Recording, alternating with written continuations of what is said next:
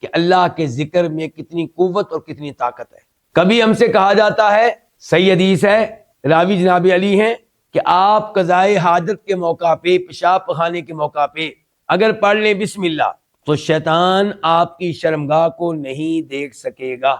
حالانکہ آپ شلوار اتار کے بیٹھے ہوئے ہیں، ننگے آپ، لیکن اللہ کے ذکر میں قوت طاقت دیکھیے، شیطان آپ کی شرمگاہ کو دیکھ، کیونکہ آپ نے کیا پڑھا ہے؟ بسم اللہ۔ اور کبھی مسلم شریف کی صحیح حدیث کہ اگر آپ گھر میں داخل ہوں اللہ کا نام لے کر بسم اللہ پڑھ کر، شیطان آپ کے گھر میں داخل نہیں ہو سکے گا۔